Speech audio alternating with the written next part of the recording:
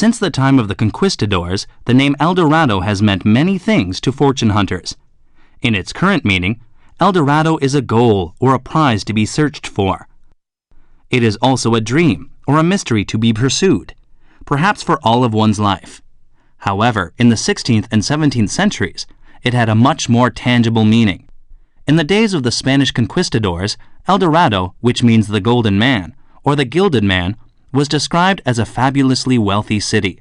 It was supposedly hidden in various places, usually in South America. After the exploration of that continent, the name El Dorado came to represent any land that allowed easy access to wealth, including the American Southwest, and, later, California, during the gold rush. Some people even incorrectly believed that El Dorado existed in Mexico. According to the myth, a high-ranking member of the tribe, perhaps the king or the high priest, traditionally covered himself with gold dust. It is also possible that his people covered him with gold dust. Then he walked into a lake to ritually wash off the gold as an offering to the gods. The myth grew in mystery and changed as it was repeated. After a while, it told of a golden king city, or even a kingdom, which was full of gold and gems. The conquistadors made 6 expeditions into the highlands of central Colombia with 2,000 men from 1537 to 1543. Like with many Indian tribes before them, the conquistadors entered the Muiscas territory and appeared to seek an alliance, unless they were immediately attacked. Because the Spanish usually asked for too many concessions from any Indian tribe, the tribes often refused to make agreements with the Spanish. This usually led to war. Whether an alliance with the Muiscas became impossible to form or the tribe chose to fight immediately is not reliably known. But the conquistadors and their superior weapons proved to be too much for the tribe. As a result, the Indians lost the war and their kingdom. 654 Spaniards survived and established the new kingdom of Granada.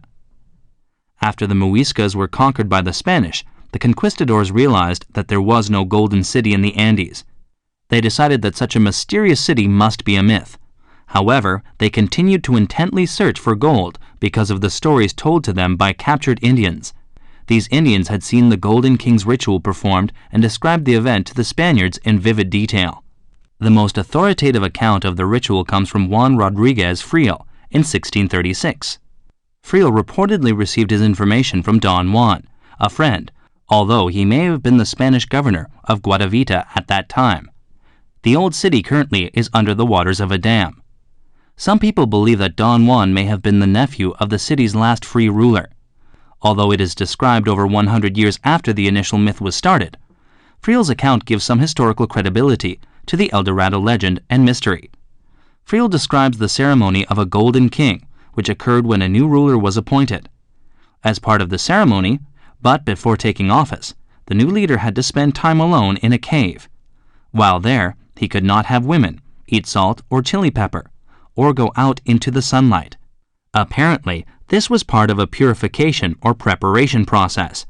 Once the new leader's time of seclusion was complete, he was allowed to leave the cave for the great lagoon of Guadavita. The lagoon, or lake, where the ceremony of the Golden King was to be conducted, was large. The water was so deep that a fully loaded ship could sail into it.